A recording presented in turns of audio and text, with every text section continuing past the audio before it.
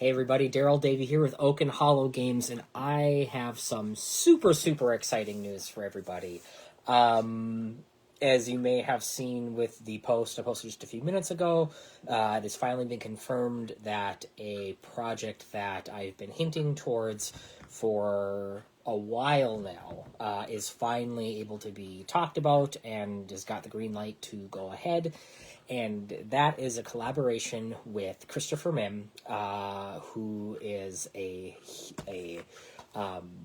horror monster, sci-fi monster movie maker that I have been a huge fan of for years now. I've been watching his stuff since college. Our professor brought him up in a video, Eric Johnson, and I've been hooked ever since with the films of Christopher Mim. Again, he does like sci-fi and horror, all like a lot of the black and white films genre. He's branched off into some other ones like this Guns of the Apocalypse, which is kind of a different take than he's done before, but it's a super fun film. I can go into that stuff here in a little bit. Yeah, Katie. Yeah, I'm super stoked.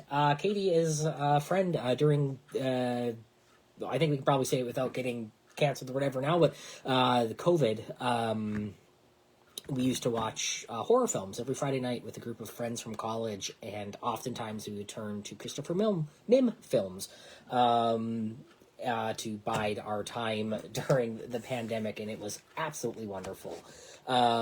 So I think it's going on a year, 2 years now, maybe? Boy, no, a year. A year ago, we had met Christopher Mim at the DeluCon out in Superior, and Phil, and Martha had set up a booth, and we saw somebody starting to put something together by us, and as the thing was setting up, and yes, horror is a very loose description, but these ones were within that genre. And as they were setting up, I started noticing them put out, these chunks of films, and I'm like, oh, cool, it's like a DVD merchant, but they have a bunch of Christopher Mim stuff. That's awesome. And the more stuff that came out, I realized I might actually be sitting next to one of my heroes, of someone I've just never thought I'd get to meet, and I've been a fan of for forever. So sure enough, we got to talking, and I showed him All Hallows Eve and some of the stuff that we were doing with that. He had talked about some of his upcoming movie projects. There's one, I think, just going through the edit phase right now. He had one just released recently as well, so there's even some new stuff that I don't have in my collection yet. That is out, so make sure to check those out. But we chatted a little bit, and we brought up the idea, since our worlds sort of overlap in the monster realm of things, of potentially doing a collaboration. And so we kind of talked about what that might look like, and there's still a lot of the details. Hey, Trevor, how's it going? There's still a lot of details that need to be ironed out and worked out, including art and which direction we want to take the monster. I've sent preliminary cards to him a while ago, just to look over to make sure names and the feel of the monster is right. But a first huge step forward is being able to finally come and chat about it, which has been awesome. I am ecstatic. So, with that said, where do we go from here? Well, as you see in my hands, I already have playtest cards, so we're going to have to get some of our Oak and Hollow game playtesters over here and start, hey, Leo, how's it going? Start getting people over to playtest this new monster, the Phantom Lake monster, and make sure that that's going well. At this point, it'll probably be an exclusive either through us or anywhere off of his website. We're still sort of talking details on that, and I'm not going to... suppose I won't speak too much on that before anything is solidified, because I don't want to misinform anybody or speak out of turn, so we'll leave it at that. But I'm doing well, Leo. Thank you. Super exciting news that we're sharing here. So thanks for asking. So we've had these, as I've said, with the World Box. They've been secreted away in here for a while, as well as a test figure. This is not going to be the final figure, but of course made a little black and white Phantom Lake creature to plot around with on the map as we play test. And as always, we have our 3D guy. He had started working on it. I told him to pause until things were solidified, but we were going to get a 3D model as well based off of the monster of Phantom Lake, which was the first film that I got to see of Mims, and again, just completely sucked me in. A lot of the use of, their costuming is super fun, how they've done it. He seems to, have kept things on the cheap and really in the vibe and the feel of those old schlocky sci-fi and horror movies that I grew up loving and he grew up loving and watching with his dad. And now I'm passing on to my children with games and movies as well. Put a couple up on the screen so you can see just a few of the ones that we have.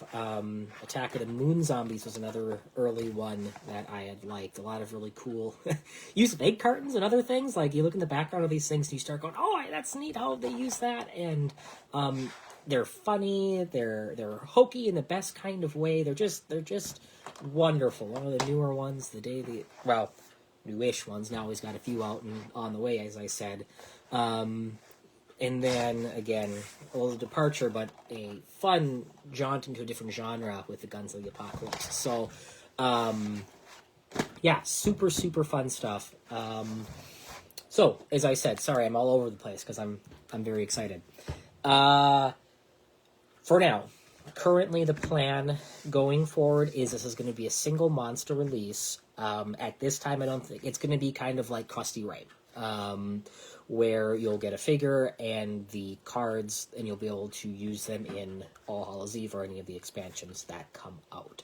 The thing with this monster, though, is we will be introducing a mechanic that I was assuming we'd debut in Cabin Fever with Lupine, Miasma, Bog Body, and Safety Shark, which is the swim mechanic. Thing is, though, to kind of keep things within the realm and cheap and, production costs down, where I don't want to make full tiles with water squares on there. And truthfully, we're still working those out. Part of playtesting is seeing how this new swim, that's a mechanic, will work. And this is actually a really nice way of testing it on a more of a micro scale. So how do we have a creature who is heavily involved with the water? He's radioactive and fused with the seaweed and stuff in the lake. And I won't spoil too much from the movie. I highly, highly suggest you go check out the film. But he has to be part of water. Water has to be part of his monster. And so we have found a little bit of a workaround of how to add that in. And it is, we will take our cards, just a blank one that I have laying around, and they will have water tiles on them. And I will have predetermined sizes for one that will be, as at this point, these shapes that all fit on the card. Let's see if I can lay it out here in a way that makes sense on the screen. These thin pieces are just test for right now, but pick you guys up. So they'll come on a card, and they will have lines for you to cut out the pieces into this arrangement, where you'll have a square, a couple rectangles, and a few L pieces. And what you'll be able to do with those is you'll place them on the map at the start of the game. Just have one map piece here. But this allows those water tiles to exist on pre-existing maps, and for you to switch the board up a little bit as you play. So, you can orient them in whatever configuration. And at this point, I think I'm going to have one with these shapes, like kind of darkened, so it hints that, to cut them out. A card with the swim mechanic explained, because that'll be new. And one that is the same, but it doesn't have the predetermined things to cut out, so whoever plays it can cut it up, and you'll put down a certain amount of pieces as you play, and then the Phantom Lake monster will be able to interact with those water squares and do some fun extra stuff. Some monsters can swim faster than others, so it's just another way of movement, kind of like fly. Allows some monsters to go over houses and stuff. So, yeah, I think everything will have like a base swim speed of 1 if it doesn't have swim, and then monsters that are more adept with the water, like Safety Shark or Bog Body or the Phantom Lake monster, will be able to be a bit faster in the water and have effects that interact with that. So, we do not have a timeline for this right now. Working with another creator with his own IP and his entities and all of that, I want to be super respectful to making sure that it is to his standards and his quality of what he wants. This is not a monster I've created, what I can go kind of willy-nilly with.